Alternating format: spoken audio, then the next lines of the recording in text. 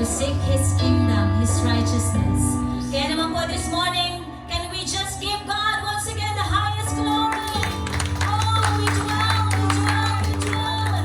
Hallelujah. Just give your best offering of praise. Just magnify His name. We come this morning, oh Lord, to glorify and worship. As we lift up our hands, we will sing this as our faith declaration. We come to this place, we sing for your face, we offer our praise, we commit to you our lives. We lift up our hands and say, once again, we come to this place. We come to this place, we sing for your face, we offer our praise, we commit to you our lives.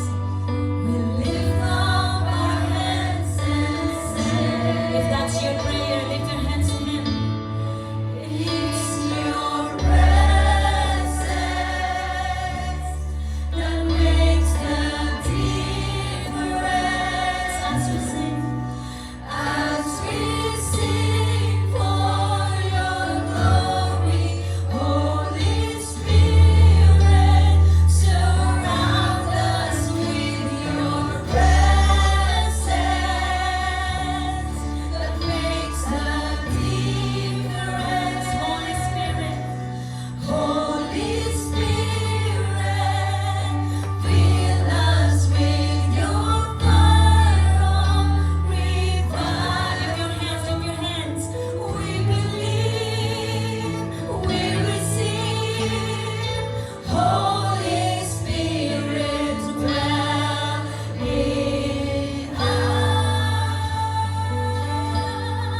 dwell in us. Come on, just offer your praises, your worship.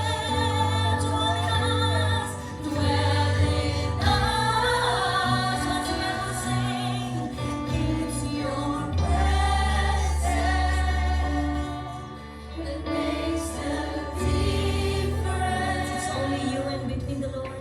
As we sing for your glory, Holy Spirit, surround us with your presence. Tell Him that makes the difference. Holy Spirit, fill us with your fire of revival. We believe, we receive. Holy Spirit, dwell in us. Come on, dwell in us. You are welcome. Dwell in us. Dwell in us. Dwell in us. Keep on praising and worshiping your Lord. Dwell in us. Dwell in us. Dwell in us. Yes. Thank you for your very presence. Thank you very, very loud. Thank you for the manifestation of your Holy Spirit. Lord, thank you for the opportunity once again to draw near to you. As we read your word in 2 Corinthians chapter 7, verse 1. Since we have these promises, dear friends or dear church, let us purify ourselves from everything that contaminates body and spirit. This is our response, perfecting holiness of our reverence for God. Father God, salamat. Thank you for the opportunity for your word. That truly indeed you asking for your church this morning that if we draw near to you with humbleness, with righteousness, with the holiness, your very presence is in this place. Once again, we asking to purify us from the top of our head to the very soles of our that we be able to receive your mercy and grace this very morning. As we truly confess our sin, you are faithful and just to forgive us and clean us from all unrighteousness. And you will forgive and forget, and you will remember no more our sin. Lord, that is your promises. And what you promise, you will fulfill. For you are not the Son man that you should lie. Father God, thank you for the assurance as this church gathering. Acknowledge your name, who you are. You are here in the very midst of us. Father God, salamat dahil naniniwala at nananampalataya kami na kasama ka namin. Yung presensya mo, yung pagkilos mo upon your Holy Spirit in this place. Let the Holy Spirit minister in the needs of your people. As we gather in this place, acknowledging who you are once again, that you are the God of Abraham, the God of Isaac, the God of Jacob, the God of Israel, the God of all universe. And we call you our Abba Father, the source of love, the source of joy, the source of salvation in this place. Father God, salamat, especially to your servant that you will use this very morning. The servant that you will use who have the humble heart, acknowledging your authority and power to your very word. As we declare that as He spoke your holy word to your holy scripture, your holy presence will be manifest in this place. It will transform our life. Because this is what you want, Lord, that all of your listeners in this morning will completely transform, especially to do your will upon your life. Lord, this is what we desire, that we are not just only a hearer this very morning, but we are a doers of your word. To speak your love, to speak your goodness, especially to those who is unbelievers, not know you yet, they do not know you, your love, your goodness upon their life. Lord, give us the appetite once more to love you and to serve you without any hesitation upon our life. We believe your goodness and your faithfulness upon our life. Lord, you will not allow every single soul in this place that they will not worship you, acknowledge you upon our life. And Father God, we completely declare your goodness and your faithfulness in this place, that it will be manifest, the benefits of the cross of Calvary, that there's no any weapon or tactics of the enemy will be manifest in this place, but we have only acknowledged the Holy Spirit with the Father in creation, the Holy Spirit with Jesus Christ in the wilderness, the Holy Spirit with the disciples and the apostles, the Holy Spirit, the third person of a triune God in this place. Holy Spirit, take full control in this place, that you may be able to transform your people from glory to glory, acknowledging that you are the God who never changes. Salamat, Ama, sa iyong pag-ibig at pagmamahal. At lalabas po kami. We will leave this place not empty-handed, but full of your love, full of your goodness, full of your faithfulness upon our life.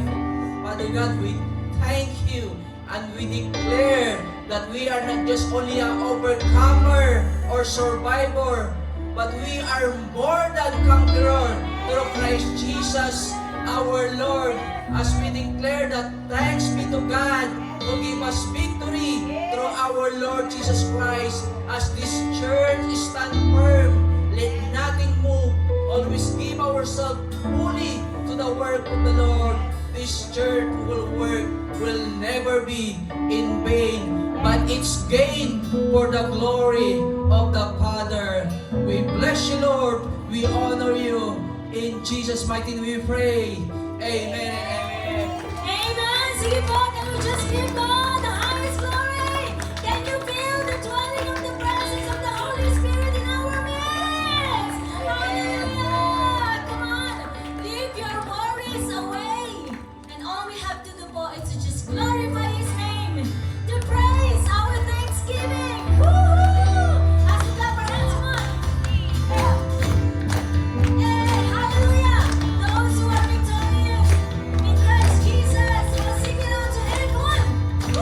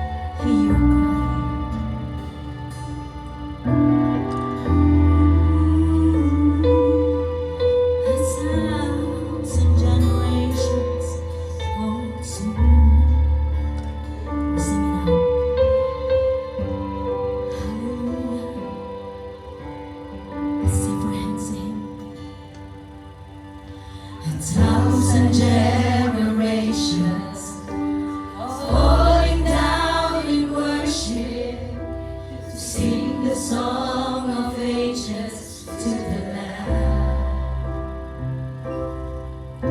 and all you grant before us, and all who will believe.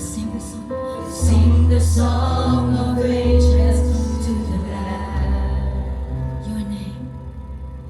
Your name is the highest. Your name is the greatest. Your name stands above them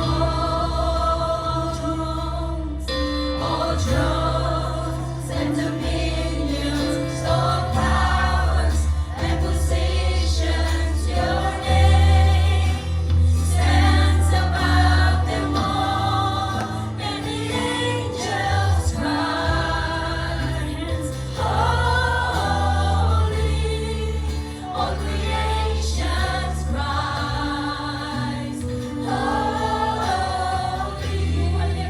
You are lifted high, holy, holy forever. Hear your people sing, holy to the King of Kings, holy, you will always be holy, holy forever. Let's continue this. And if you've been forgiven, and if you've been redeemed, sing the song forever. You have the freedom to offer your worship to Him. And if you walk in freedom, and if you bear His name, we'll sing the song forever to the Lamb. We'll sing the song. We'll sing the song forever and amen. And the angels cry, holy, all creations cries, holy, you are lifted high, holy, holy forever. Hear your people sing, holy to the King of Kings, holy, you will always be holy, holy forever.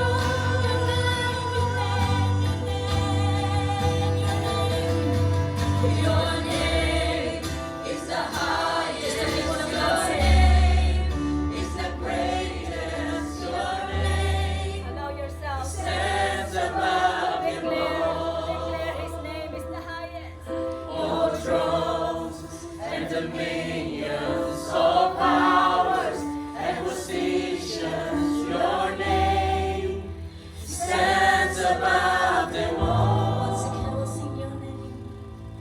Your name is the highest. Your name is the greatest. Your name stands above them all. All thrones and dominions, all powers and positions. Your name, in reverence, we give reverence to your name. To your name for the last time. Your name is the highest. Declare always. Is the greatest. Your name it stands above them all thrones and dominions, all powers and positions. Your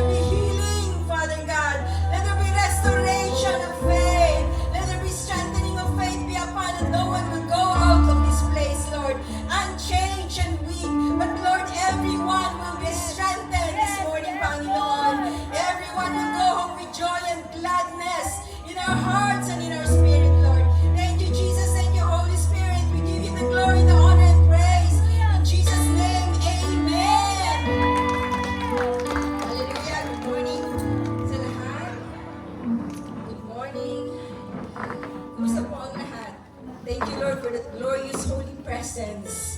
Amen? Amen. Amen. Hallelujah. See po, in reference for the Word of God, let us all rise and stand po for His holy Word upon us in the book of Isaiah 9:7. So our topic po, our monthly theme is Christ, righteousness is the answer. Christ, righteousness demonstrate divine justice. See po, in Isaiah 9:7 po, let us all read of the greatness of His government and peace there will be no end. He will reign with justice and righteousness from this time forth and forevermore. Okay? The zeal of the Lord Almighty will accomplish this. Can we read it again? Of the greatness of His government and peace, there will be no end. He will reign on David's throne and over His kingdom, establishing and upholding it with justice and righteousness from the time on and forever. The zeal of the Lord Almighty will accomplish this. Blessed be the reading of His holy word. Amen po. Sige po, let us all sit down po. Every one will be seated. Amen po. So our monthly topic po, we're now on the last Sunday of the month. Amen? Amen. Naku, June na po. June na next. Kalahati na ng taon. So our monthly topic is Christ, righteousness is the answer. Amen? So our subtopic is the Lord is our righteousness. Monthly theme po natin is redeeming our nation. So why do we need to be redeemed? Why does our nation needs to be redeemed po? Yeah, because of, there's no more peace. Amen? So, our subtopic will focus on the promised King who will rule with justice and righteousness. And who is that promised King? It's Jesus. Amen? So, in Isaiah 9:7 po, this is the prophecy of Isaiah of the greatness of His government and peace. There will be no end. Amen? He will reign with justice and righteousness from this time forth and forevermore. The zeal of the Lord of hosts will do this. Amen? So Psalms 89:14. No, I want to go directly po. So what is righteousness? We know that justice is justicia and righteousness is, ano po ang righteousness? What's righteousness in Tagalog? Katwiran. Amen? So katwiran, hindi mga katwiran ha?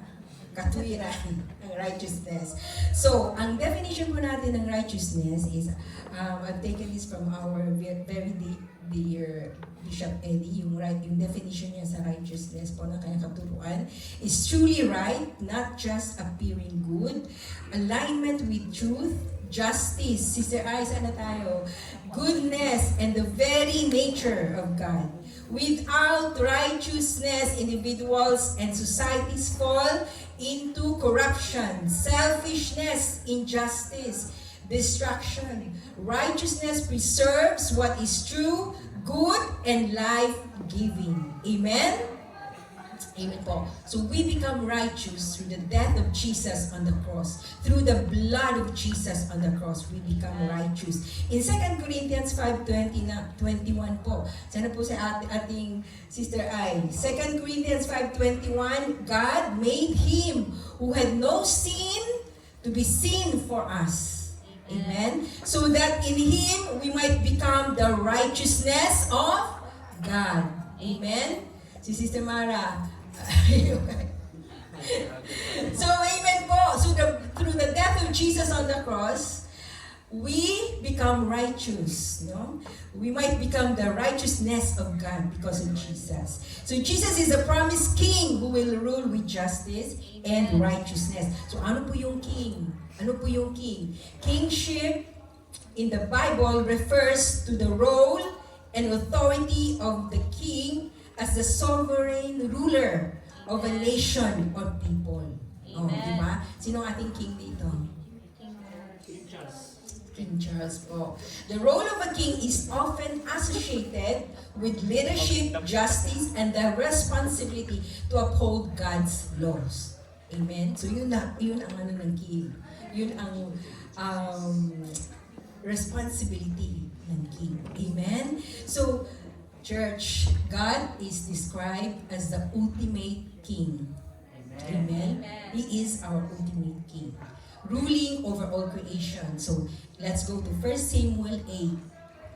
In 1 Samuel 8 po, the Israelites demand a human king to lead them, no? To be desiring like others, like other nations. No? Gusto rin nila magkaroon sila ng king. Because before, it was more of may tinatawag sila theocratical, na they are governed by religious leaders. Now, the Israelites demand for a human king as well. No? So from theocratical, they go to monarchy. So, church, in 1 Samuel 8, God grants the request but warns them of the potential consequences of human kingship, meaning of human leadership. And the Lord said to Samuel, listen to the voice of the people in all that they say to you. For it is not you they have rejected, but they have rejected me as their king. Yan ang sabi ng Panginoon sa kanila. Amen? So, church, today, the world is, parang nanibago ako sa lights. The world today is still consumed with the desire of peace and fear of war. Diba? Nandun yung pursuit natin na magkaroon ng peace. Amen? So this is, our topic is about redeeming our nation. Bakit kailangan natin redeem ang ating nation? The fear of war, a world today is full of conflicts and rumors of wars. Amen? Na walang katapusan ang mga digmaan. Amen. Mga gera dito, gera doon. Amen? So what causes war, church? What causes war? Number one, there would be because of territorial, ang tawag doon? Dispute. Diba? Territorial dispute. No? One nation wants to own the land and resources of this nation. Kaya nagkakaroon ng war. Ano pa? There's a lot of things that causes mga political instability. Amen? Power struggle from nation to nation. Amen? Ano pa? What are the causes? Mga grievances, mga revenge from historical injustices ng bawat countries na hindi masolve, that they cannot manage to settle it. Amen? Hanggang ngayon, they're still in war. No? So, there's a lot of things that causes war. Amen? Ano pa? Economic rivalry, economic competition, trade dispute, trade imbalances. No, magkaroon lang ng hindi pagkakaunawaan sa mga trade industry. Now, they escalate it into conflicts and then end up in war. Amen? And then, nation wants to claim that they're the super nation, the superpower. Amen? So, that's the consequences. Yan ang warn sa atin ng Panginoon. That if you have the human leadership, human kingship, there will be consequences. Amen? So, church, kaya hindi nawawala mga digmaan. Nandyan yan. And it's also biblical. See po, in Mark 13:7, when you hear of wars and rumors of wars, it's very biblical, church. That when you hear of wars and rumors of wars, do not be alarmed. Such things must happen. But the end is still to come. So, these things must happen. Kailangan mangyari ito. Kasi may darating pa na future natin. Amen? So, church, wars from nation to nation. Peace has always been negotiated. Peace has always been promoted. No? For centuries. And then there's a lot of peace talks, peace negotiations. No? They attempt to settle for peace. But although they achieve the goal for peace, but it can only be temporary. No? The peace cannot sustain. It doesn't maintain all throughout. And then there's for the next month, there will be another war arising from this nation, Europe or Middle East or anywhere in the world. No, but another war arises from different nation, church. Peace movements and peace negotiations proceed all over the world. So, because that is biblical, that would happen. So, peace, stronger countries believe that peace must be negotiated from a position of power. No? Kung sino mas powerful. Diba? But you know what, church? Even how much these people promotes peace. If you observe, our world becomes more dangerous. Our world becomes more frightening. No? Kaya natin that peace will be achieved, no? Some nation, no? They observe, kunwari, paano, so church, there will be no peace until Jesus will reign. Will come back again and reign. There will be no peace at all. No eternal peace in this world, church. Some nations are proud.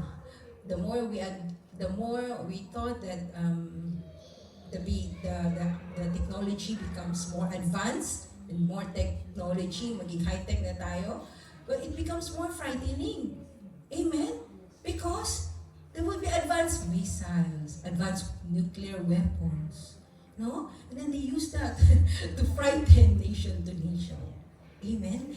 So church, we are left wondering if anyone is really interested in peace and righteousness and justice for all, or just in securing their own self-interest. Amen? So the problem is still the presence of evil in this world, which is ultimately linked to spiritual darkness. Amen? But because we tend to ignore, we tend to separate spiritual and earthly. They don't want to link it to spiritual. Because for them, spiritual is a matter of choice. If you want to become spiritual or not. So, that is why the presence of evil, you will never, hindi mo maiiwasan the presence of evil in this world, no? So, church, we feel that this world is hopeless. Amen. We Christians who believe in Jesus are reminded by the Word of God not to be despair. Not to despair that nagiging hopeless din tayo na, Lord, ito na lang talaga ang aming kamunduhan na wala ng pag-asa. Amen. That is why redeeming the nation, church. Amen. We have revelation of our Lord. So let's go now to, ready na po ba tayo? Isaiah chapter 9, verses 6 to 7. In a time of great darkness. Sige po. Ano ating Isaiah chapter 9? Chapter 9, verse 6 to 7. For to us a child is born, to us a son is given. And the government will be on his shoulders, and he will be called Wonderful Counselor, Mighty God, Everlasting Father, Prince of Peace. Of the greatness of his government and peace there will be no end. He will reign on David's throne and over his kingdom, establishing and upholding it with justice and righteousness. From that time on and forever, the zeal of the Lord Almighty will accomplish this. Amen. So let's stay on that, Sister I. So in a time of great darkness, God promised to send a light. If you read the whole chapter of Isaiah 9, He is both wonderful and counselor and mighty God. This message of hope was fulfilled in the birth of Christ and the establishment of His eternal kingdom. So He came to deliver. Mamaya po, there would be a deeper thought of this. All people from their slavery of sin. So, church, our deliverer is the Messiah.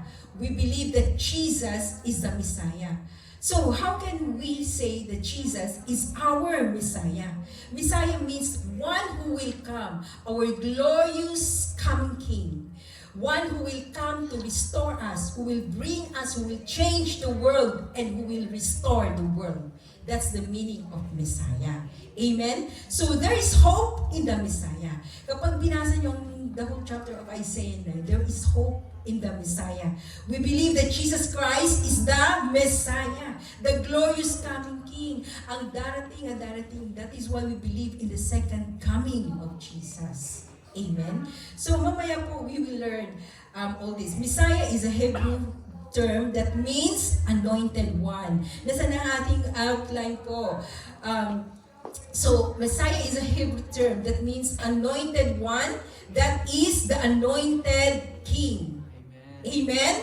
Every king who was anointed in Jerusalem as a descendant of David, as what it has said on his word, David's throne would be called a Messiah, a Messiah. Amen? So the New Testament word Christ is the Greek translation of the Hebrew word Messiah. That is why Jesus is the Messiah. Kasi ang Greek translation ng Messiah is Christ, Cristo. So church, there is this messianic prophecy that holds out hope for peace. There's a glorious king who will come that will bring hope and peace and restoration, who will change the world, church, through the reign of Jesus the Messiah. That is why we believe that Jesus is our Messiah. So there are some evidences in the Word of God that He claims to be the Messiah. Sige po, can we open po in John 4:25-26 when Jesus was talking with the Samaritan woman at the Jacob's well. Amen? So, in John 4:25-26, Jesus clearly revealed Himself that He is the Messiah. She said, when the Messiah comes, sige po, sana tayo.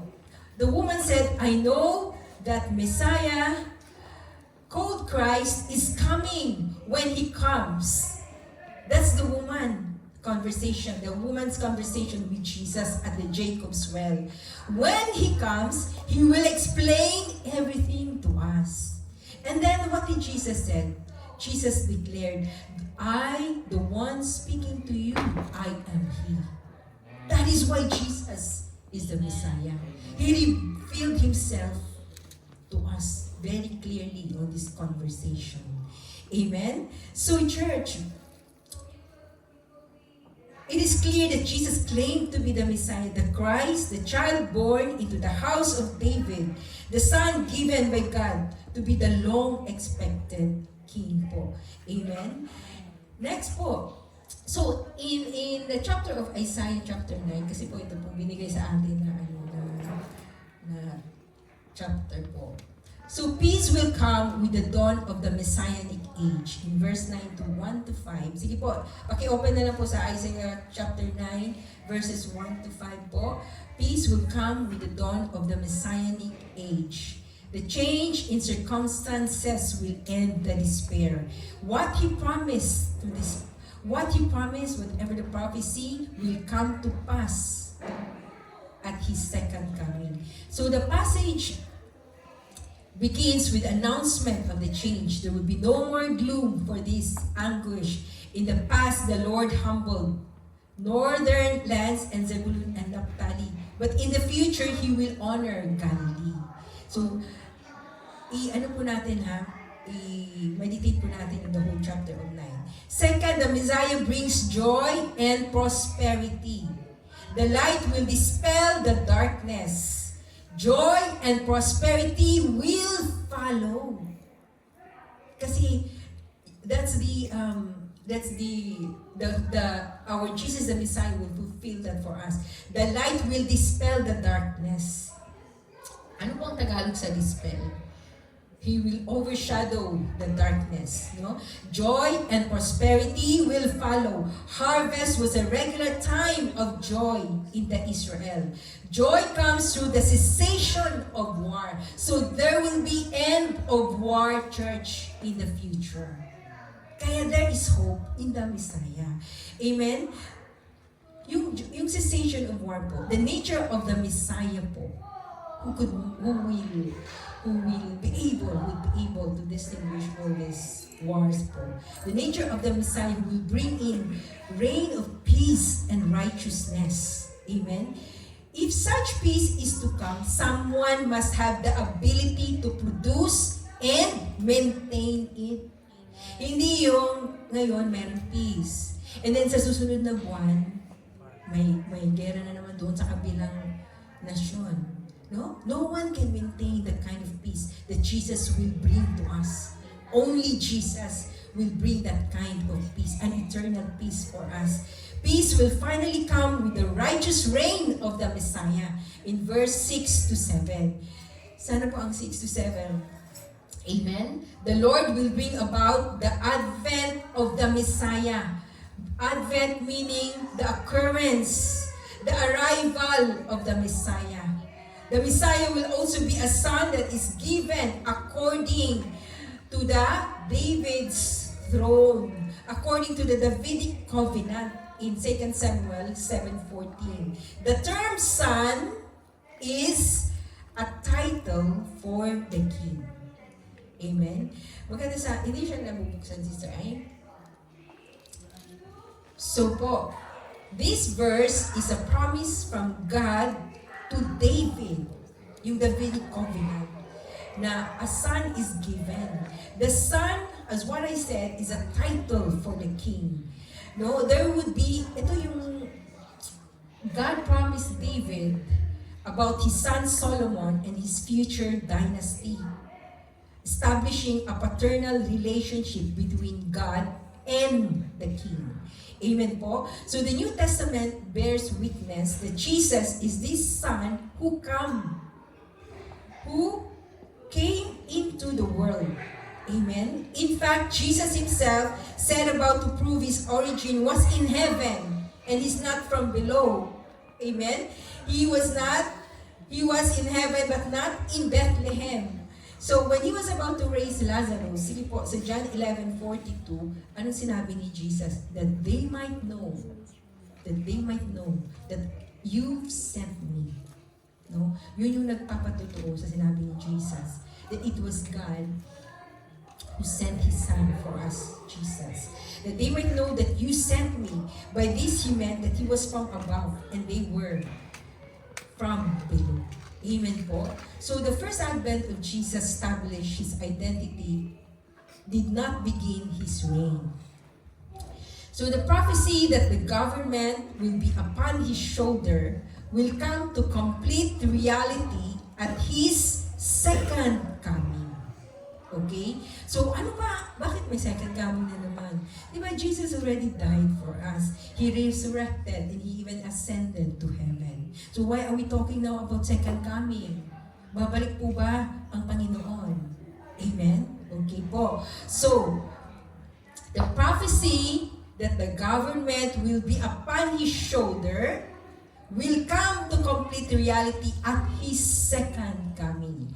An aspect of the messianic prophecies that the prophets did not see. This is the prophetic nature of the Old Testament. No? So, here we are. There will be a time when this Son will rule as a king. It foretells the coming and work of Jesus Christ, the Messiah. There will be a universal peace and righteousness in this world, church. So if we become hopeless in our earthly leaders, Lord, ganito na lang talaga, Lord, ang aming motto. Because, kaya nga sabi ni Lord, gusto ninyo ng human leader, okay, there will be consequences. We want, and then we have our own choice of leader. Ito ang iboboto natin kasi hindi kurakot. Ito si iboboto natin kasi siya, matino, walang corruption history. But then, when that leader starts to reign, you realize na, because no perfect leader, church. Amen? There's no one who is perfect. And so, church, kaya walang kahit even if he won the majority, but there's always opponents. There's always, magrarally yan. So there's no peace.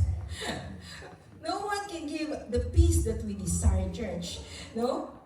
The Messiah will be our wonder king. Amen? Our wonderful counselor. Extraordinary, surpassing, marvelous, one who plans wisdom to rule. His insight was supernatural. He knew what is in you. That's the kind of wonderful. That is why Jesus, our Messiah, is a wonderful counselor. Because it is Him who plans our future. He has the wisdom to rule church. No, kings, ang ating mga leaders po, president or king, they are surrounded with counselors. No? Mga counselors nila, mga advisors nila. Because they want to come up with the right decision for the good of the nation. That is why they are surrounded with counselors and advisors. But Jesus is a wonder of a counselor. He doesn't need human counselors, church. Because He is our counselor. Sige po, buksan po natin sa John 2:25. He did not need any testimony about mankind, for He knew what was in each person. Makita ka lang ni Jesus, kilala ka na niya. He knows what is in your heart, church. You don't need to confess. He knows what is in you. He knows what is happening around. That is why, and He has the wisdom to rule. He doesn't need human wisdom to rule. That's Jesus, our Messiah, the wonderful counselor, church. Contrasting with human limitations in judging others. So, church, the word of the Lord that promised Emmanuel, God is with us, meaning the presence of God in human life. He is our mighty God. Sige po, number 2, powerful one. He is God Himself. Amen. In Matthew 28:18, then Jesus came to them and said, all authority in heaven and on earth has been given to me. He has the ultimate authority and power in both spiritual and earthly. Hindi lang siya pang spiritual, church, but even for earthly realms. Amen? So the mighty God, the powerful God, He is God Himself, church. Next po, everlasting Father. The everlasting Father that is mentioned in Isaiah chapter 9, that He is our everlasting Father, one who produces, directs, Lord over the ages, the Father of perpetuity, indefinite, without an end date, church. He is forever, eternal, lasting. He has the durability to rule, hindi pabago-bago. Amen? He has the durability. Ano po ang durability? Strong and resilient. That is the leadership of Jesus. Strong and leadership. Kaso, hindi natin nakikita si Jesus. Kaya, ang mga tao din, papaling-paling din ang kanilang pagtitiwala sa kanilang leader. So po, why is our everlasting Father? In John 10:30, ano sabi ni Jesus? I and the Father are one. Jesus and the Father are one. Jesus is God Himself. Amen? So Jesus is the express image of the Father who produces and directs eternity. So siya yung express image ng Panginoon Church na nagkatawang tao. Amen? So number 4 po tayo. Jesus, the Messiah, the Prince of Peace. Yan ang sinabi sa Bible, the Prince of Peace. In Hebrew concept, more than the absence of war, peace is a condition in which all things follow their destiny undisturbed. So church, this is the kind of peace that we've been longing for. The eternal peace that we are looking forward. Amen? So ano po yung peace? See po, can we open Isaiah 11, chapter 11, verses 6 to 9 po, Sister Ai. ESV po tayo. Amen. So this is the peaceable kingdom of God.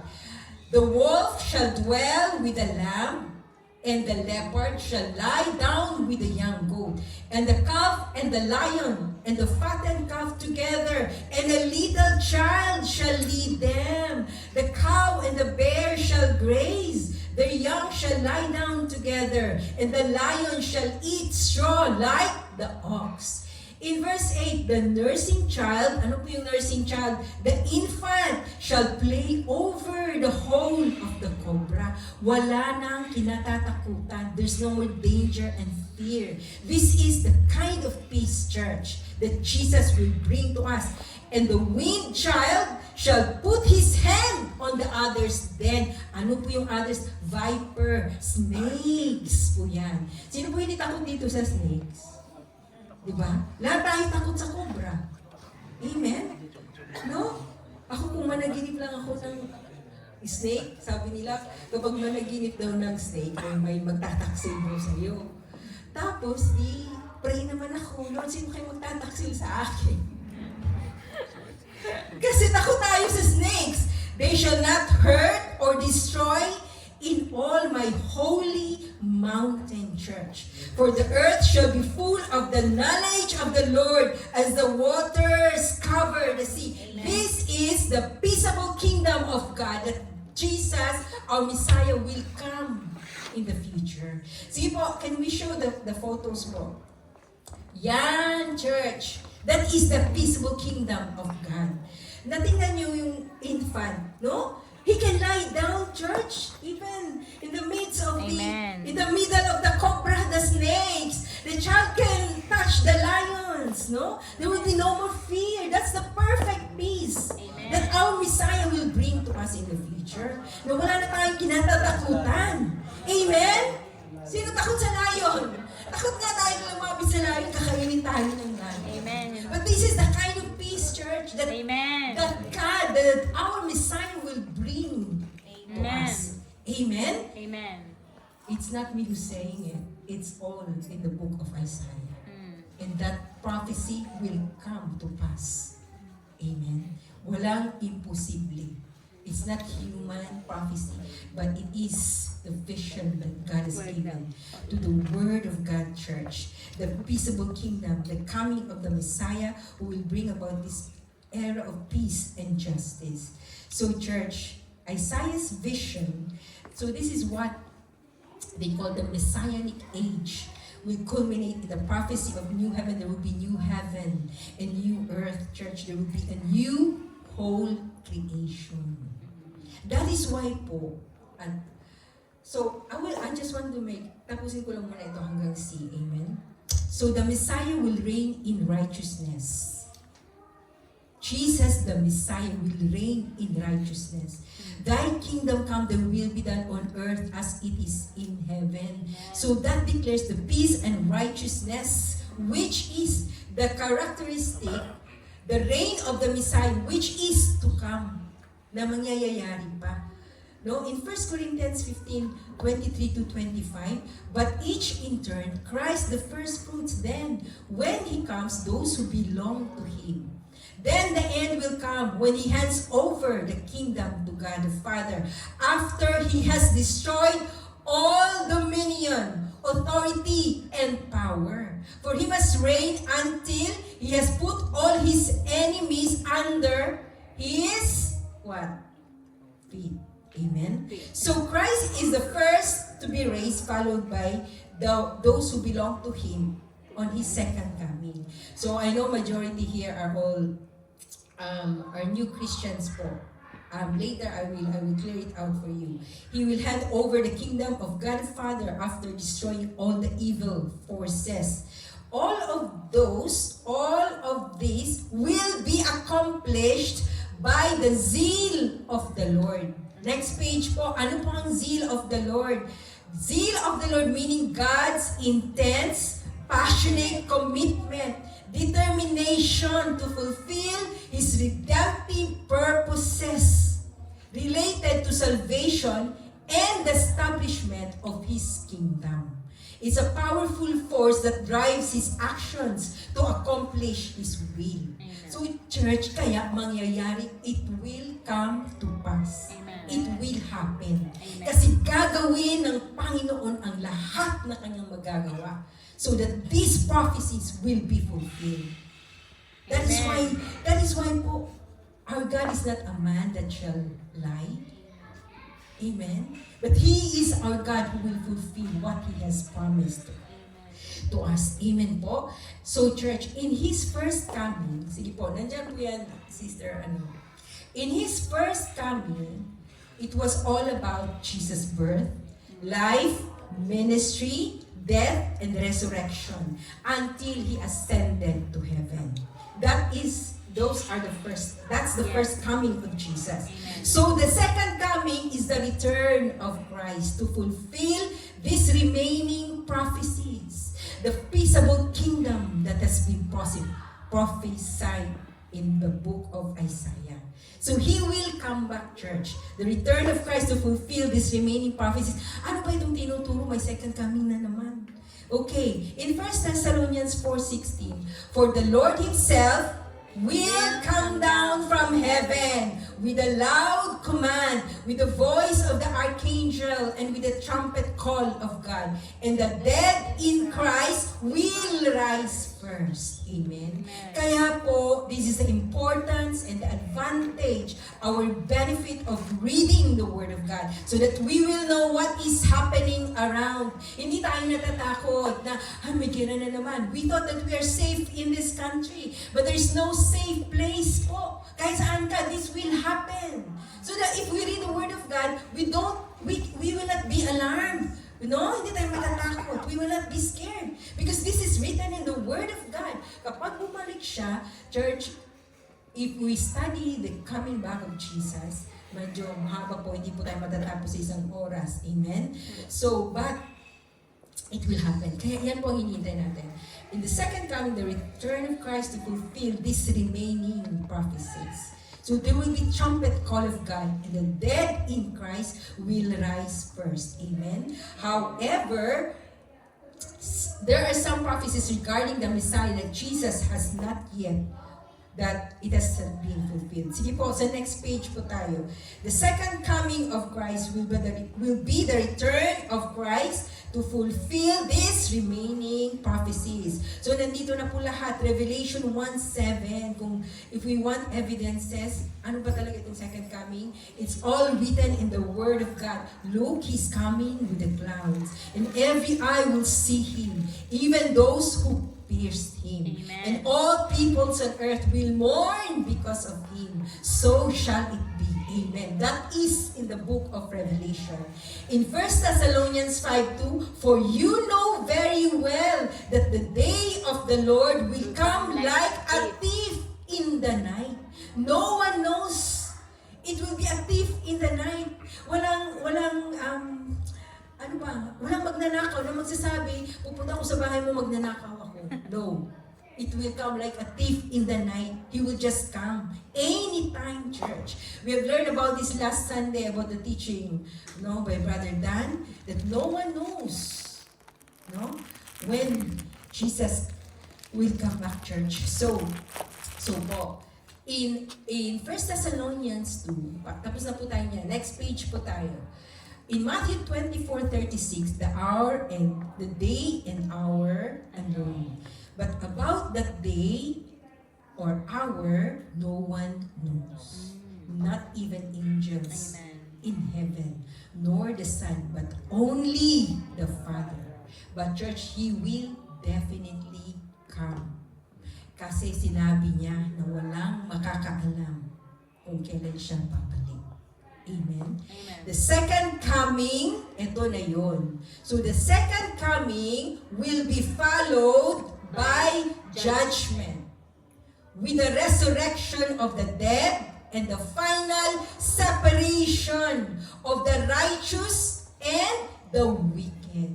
So magkakaroon na yan ng separation. It will be judgment day. It will be rewarding to those who walk with Him faithfully, who finished their faith in God. Sila na yun. There will be a reward. No? Hindi pwede na hindi separate ng Panginoon. Yung iba hindi naniniwala ng Panginoon. Nandun sila kung saan sa mga sugalan. And then, tayo, nandito nag-worship sa Panginoon. And then at the end of the day, pare-pareho tayong lahat. No. There will be separation of the righteous and the wicked. Amen? So, church, next page po. That is the second coming of God. But church, ano sabi niya sa John 14:1-3? For those of us who believe in Jesus, for those who become faithful in Jesus, ano po? This is written in the Word of God. John 14:1-3. Do not let your hearts be troubled. You believe in God, believe also in me. In my Father's house has many rooms. If that were not so, would I have told you that I am going there to prepare a place for you? And if I go and prepare a place babalik ako, kukunin ko kayong lahat. Babalikan ko kayo. Amen. Amen? Babalikan ko kayo. I will come back and take you. Dadalhin ko kayo to be with me. So that where I am, there you will be also. Amen. That's the promise of Jesus Amen. in us, church. Na hinihintay natin na, Lord, kailan mo kami kukunin? Amen? But definitely, Jesus will come back and take us back, church. Amen. That is the word of God. I will go and prepare. I will come back and take you to be with me. Amen. Amen? So, church, anong gagawin natin while we are still waiting for His second coming? Remember that no one knows when He's coming back. Hindi natin Yes. alam. We do not know when we come out of here or even now, it could happen. Yes. Kapag gusto nung bumalik ng Panginoon. No? And then, kikita ko tuloy yung mga empty seats natin. No? Kapag bumalik na ang Panginoon, bigla ka nilang mawawala dyan. Ang damit na lang ni si Seleng naiiwan. Di ba?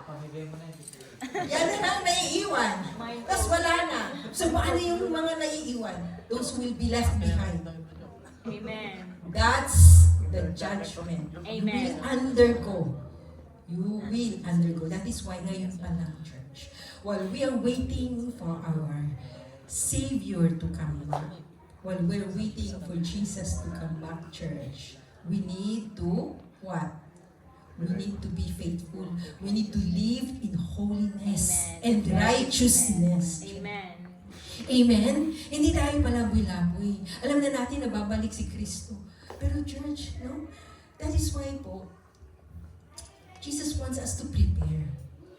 Kaya nga po di ba, we have learned about last Sunday na it is only through the, what, Brother Dan? The grace, the patience of God in us. Na hinihintay niya tayo kung kailan tayo, when to submit, when to live a total surrendered life Surrendered life. before Him. Amen. And what else? When we are waiting for God, God wants us to evangelize, to Amen. share the gospel of salvation. Amen. So that, makabalik na siya. Kasi hindi siya babalik, church, kapag hindi pa lahat ay nakarinig sa kanyang salita. So that's why we Christians, God wants us to serve Him, to evangelize, to spread the gospel of salvation until the ends of the earth. That is why po, now we are so blessed, Lord.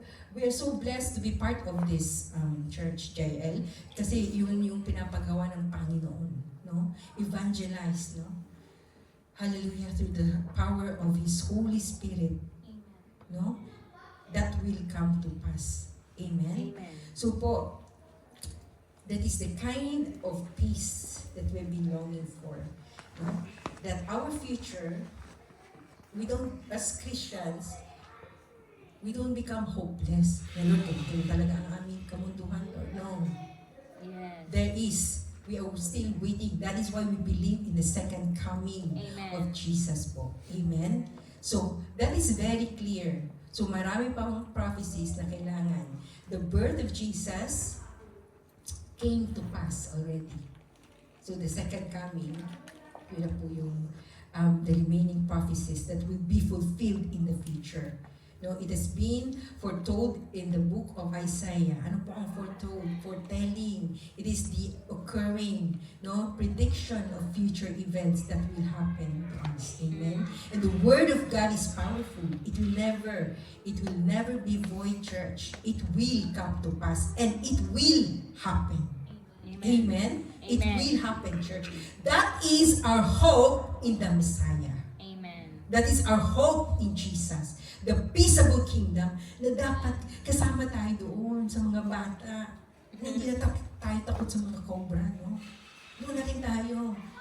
Katabi na lang natin sila mga lions, ganyan. That is so, you know what? It's like a dream. It's too good to be true dream. But that is the peaceable kingdom of God that He has promised. Amen. us. Amen po? Amen. So po, sa conclusion na po tayo, 1 o'clock na kaagad. Parang ang bilis-bilis ng oras. Parang hindi pa ako nakatapos sa aking introduction. 1 o'clock na. So conclusion, the complete and lasting peace comes with the righteous reign of the divine Messiah. Righteousness and peace is impossible without Him. Nothing is impossible for Him. There is hope in the Messiah. Psalms 89:14, last po. Righteousness and justice are the foundation of your throne. Love and faithfulness go before you. Amen po. Sige po, palakpakan po natin ang Word of God po. Hallelujah. Thank you, Jesus. Thank you, Lord. Thank you, Holy Spirit.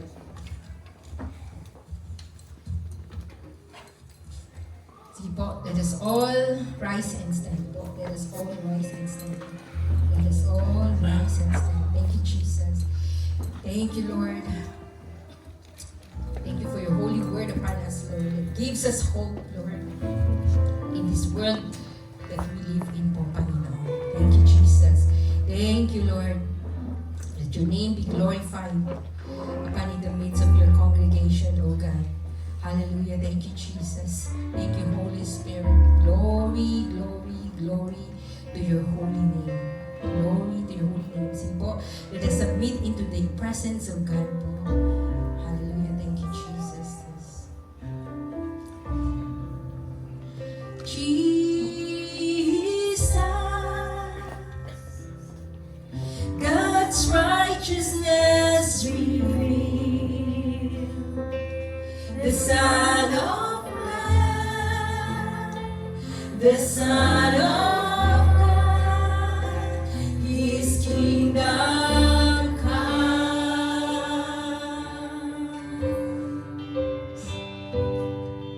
and Jesus, redemption sacrifice, now glorified, now justified, His kingdom come,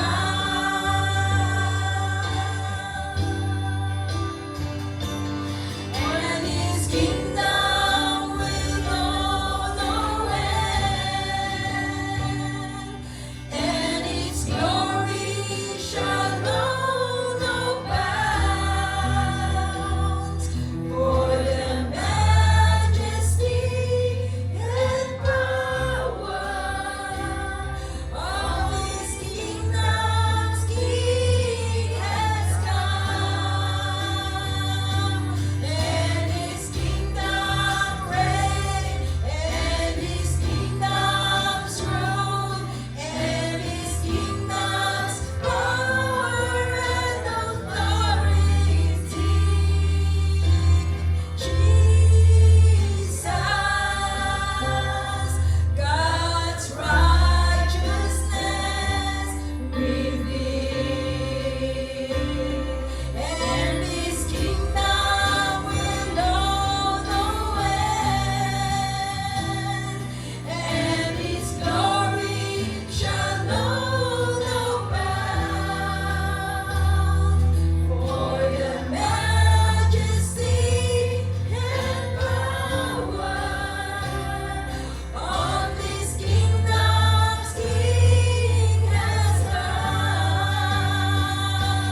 and His kingdom reigns, and His kingdom's rule, and His kingdom's power and authority.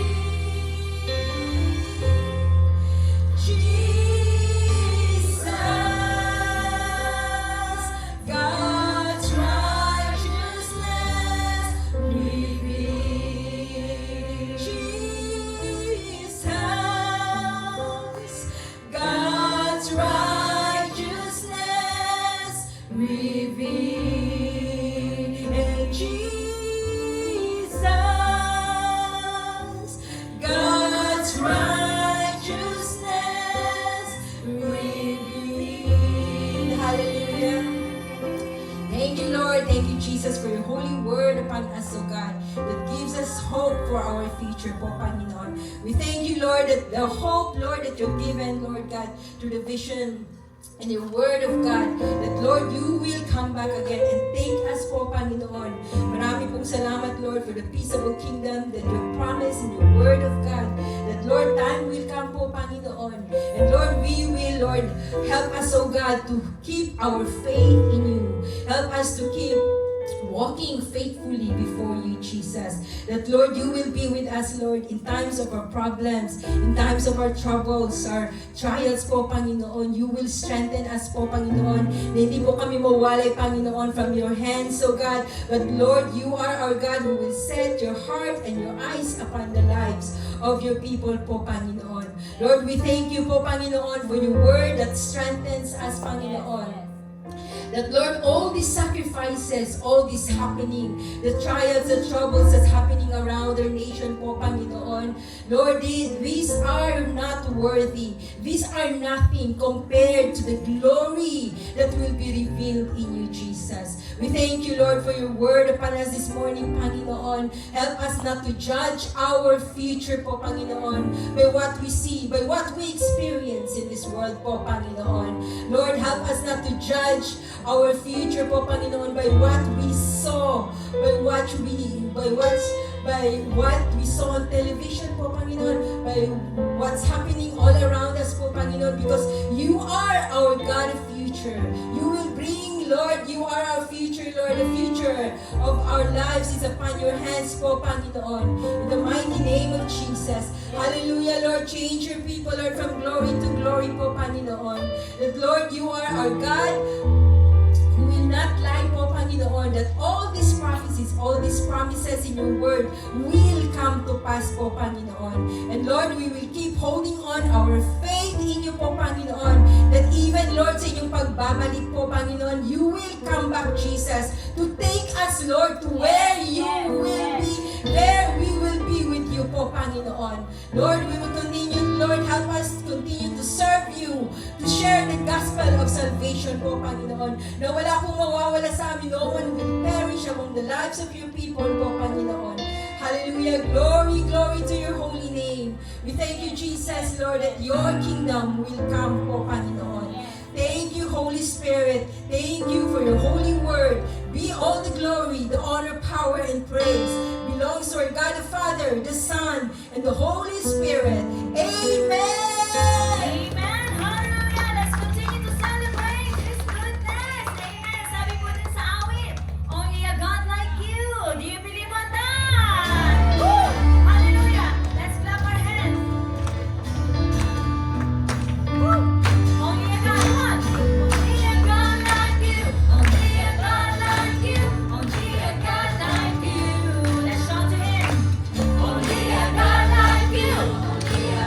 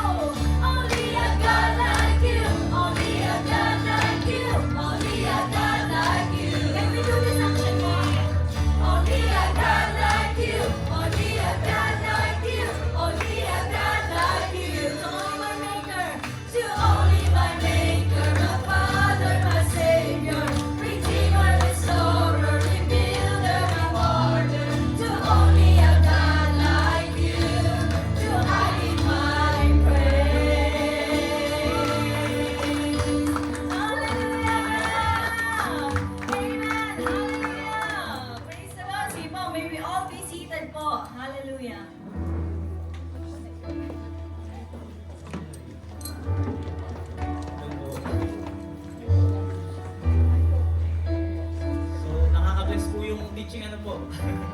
So, mabilis lang po na tithes and offering. If you can open your Bible with me, we've got two verses today.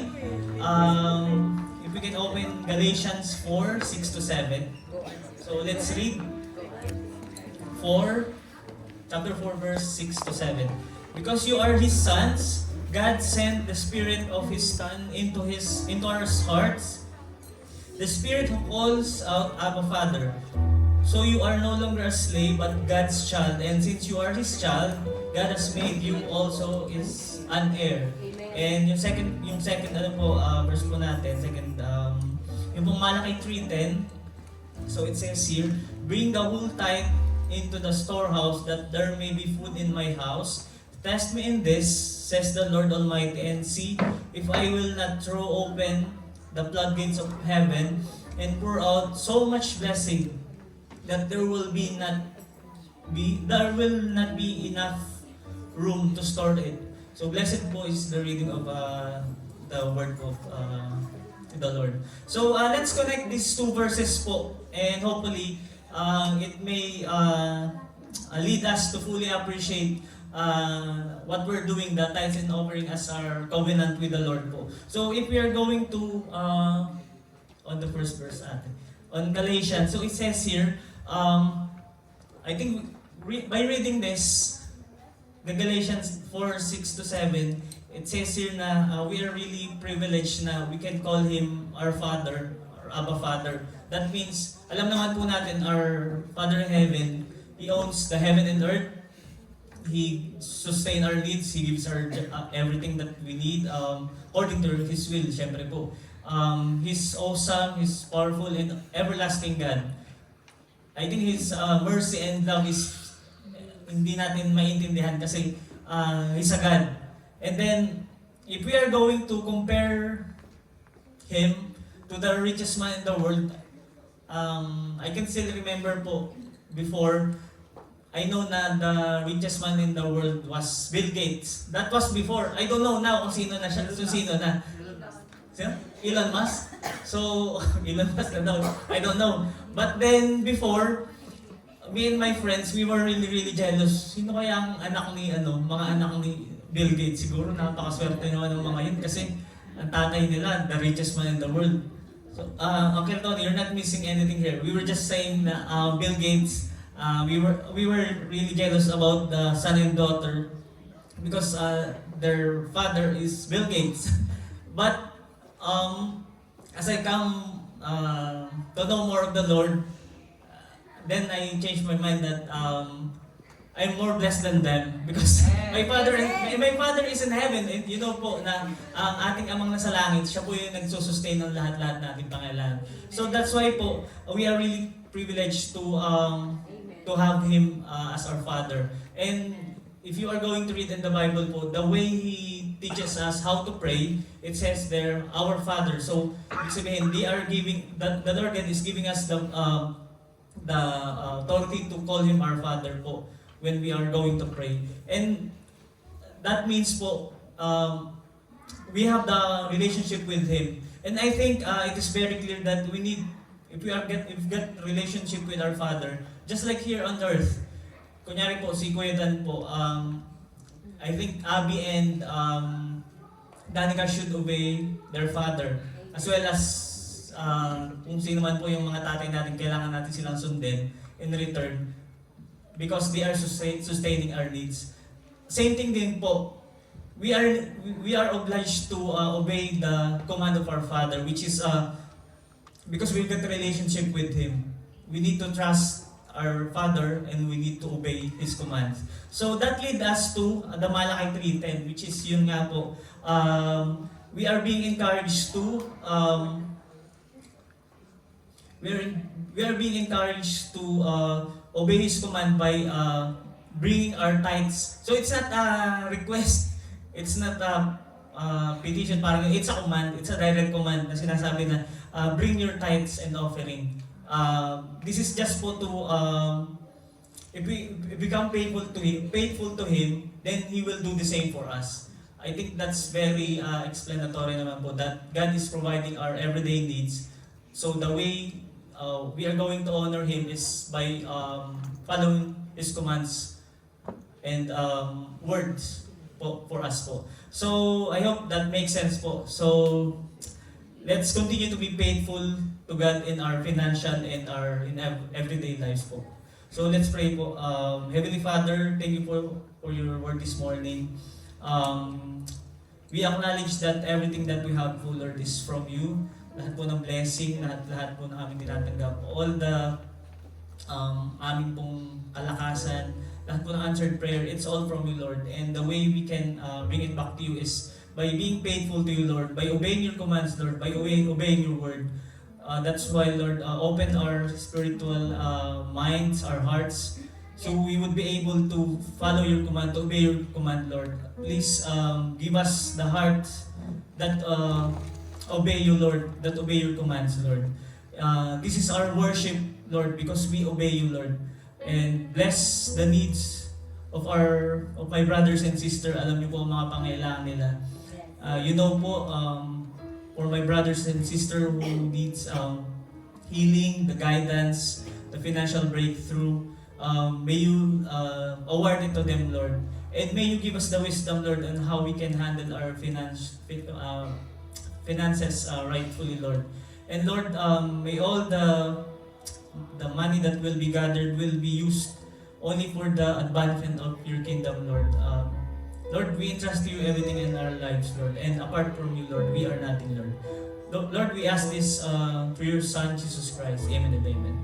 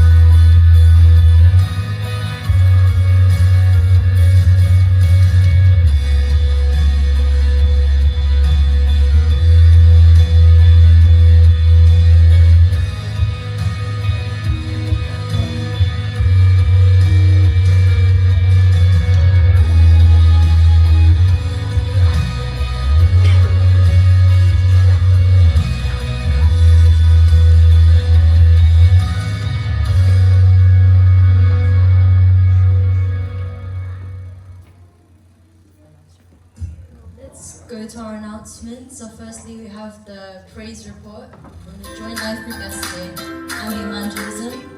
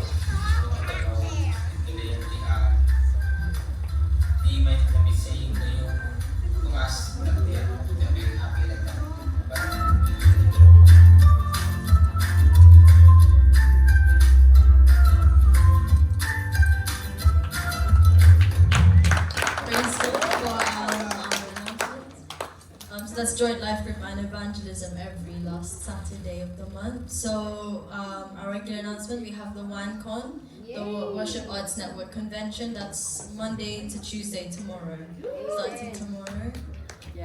And there'll be 10 of us going, so glory to God. Yes. 10, yes. So should we go to our next announcement? And we have the basketball on the 7th of June, that's at 1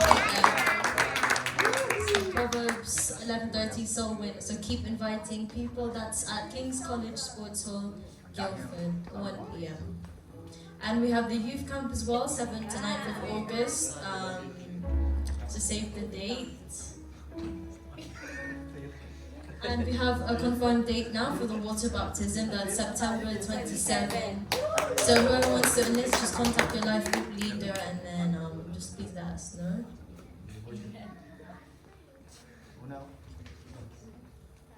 And this is our official anniversary invite for God Birthday Things. That's July 20 from 11 a.m. here in this sports hall. And our guest speaker will be Pastor Romeo. And we've got the invitation on the table, the entry table. So if you'd like, you can get some and then distribute it now. Amen. And we have the regular announcements of the prayer meeting before Sunday service, 10:30 to 11:30 a.m. And every Sunday, 11:30 to 1:30. And the announcements, we've got the life groups. So as you can see, we have many different life groups there.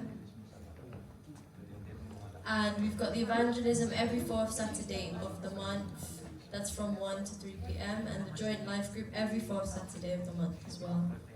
And JL UK midweek service, that's 8 to 10 p.m. every Tuesday. And we've got High Five, Monday to Saturday, 5 to 6 a.m. via Zoom.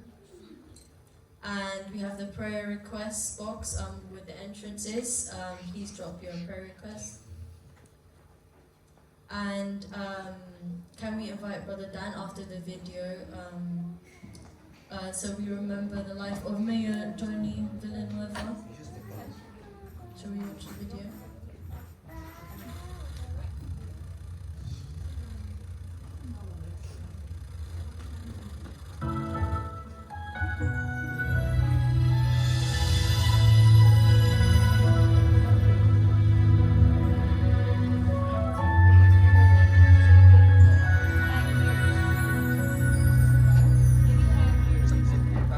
When I see the sky that clouds the sun, I see you. When I feel the gentle breeze that soothes me now, I know, Lord, that you are there, embracing me in your arms, your love. I feel every time I seek your presence in my life. You have always found a way to make me feel so.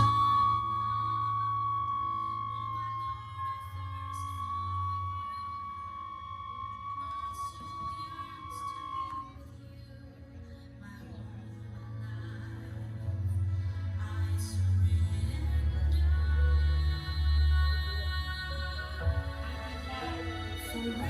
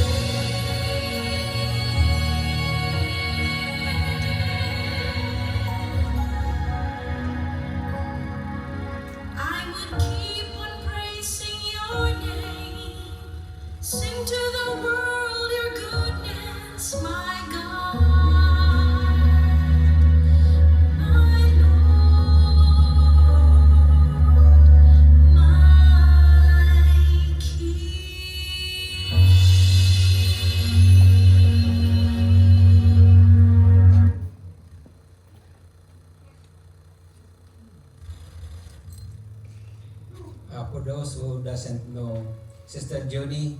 She is daughter of Brother Eddie Villanueva, and she is one of the architect, I would say, architect of Jesus is Lord, because she was one of those who formulated the roles, these guidelines na sinusunod natin ngayon sa kanyang buhay po. Nanggaling yung mga marami sa ating mga sinusunod ngayon ng mga guidelines, mga policies. Shall we pray for their family po? Father in heaven, Lord, we thank you, O God, even to remember, O God, the life of Sister Johnny, O God. Now, once, O God, she was very faithful to you, Lord God. And Lord, today, O God, we remember, O God, the family, O God, that was left behind, O God. We pray, Father, O God, for Vice Mayor, Attorney Sherwin Tugna, and the family, and the children, O Lord God, Doreen, Joaquin, Ella, and Lexi.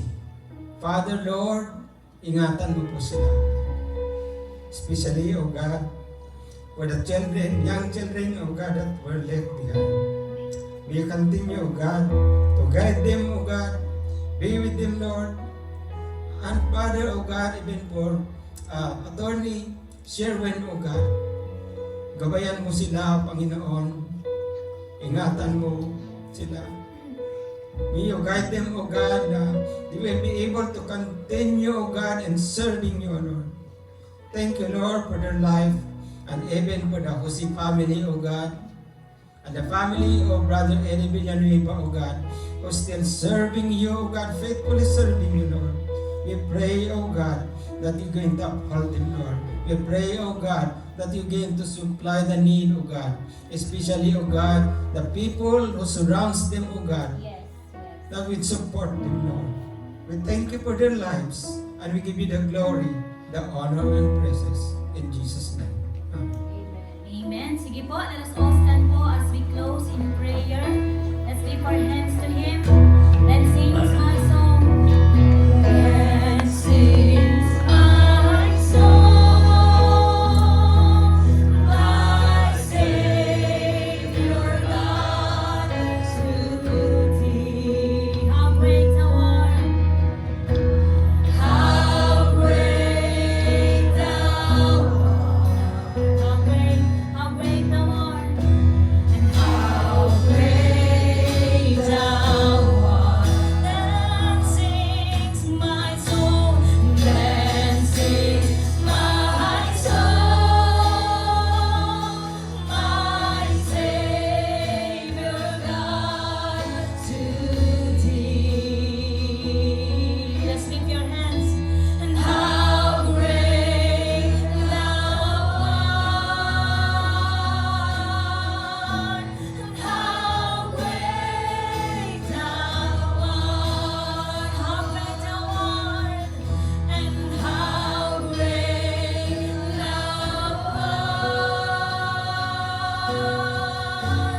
How great Thou art. Yes, Lord God, you are indeed a great God, Lord God. We thank you, Lord God, for this morning. Thank you, Lord, for the message that you have given us this morning through the life of Sis Mildred. Lord, we pray that you continue to anoint Sis Mildred, Lord God. Thank you for using her, Lord God, mightily for this kingdom, Lord God, for this church. Lord, we pray that you continue to give the revelations, Lord God, that whatever, Lord, you want us to hear will be heard, Lord God, and you will not just be a mere hearer of your word, but rather, Lord God, a doer of your word. And thank you for reminding us this morning that indeed you are the King of all kings, so Lord Jesus. No matter what happened, Lord, we should not be alarmed of what's going on around us, but we know, Lord God, that this will come to pass. And we believe, oh Lord God, that one day you will come and take us to bring us to where you are. And Lord, while we wait for you, we will be faithful in serving you. And help us, Lord, to live each day remembering, oh Lord God, your promises, and we will be obedient in our daily walks with you, Lord Jesus. Forgive us, Lord. Lord, help us, oh Lord God, to continue to run the race, oh Lord Jesus, as we wait, Lord God. And thank you, Jesus, that we have this family, Lord God. We have this church to help us, oh Lord God, to guide us in living a life that is pleasing to you. Lord, we thank you, Lord God, for the life of everyone who's here this morning. Lord, bless them, Lord. You know their hearts, their desire, Panginoon. We pray that you continue to draw them closer to you as they draw themselves to you, Lord God. You know the desire of their hearts, Panginoon. Thank you for their lives, O Lord God. And even, Lord, for those who are not able to come here for any reasons, Lord God, for many reasons. For those who are not well, Lord God, we pray for them that your healing be upon them, Lord God. Thank you, Jesus, for this morning, Lord God. And we even remember, Lord God, the life of our brother Eddie Villanueva. As they remember, Lord God, the death of his beloved daughter, Lord God, Mayor Johnny, Lord. We pray that we will be living our life just like her, Lord Jesus, spending his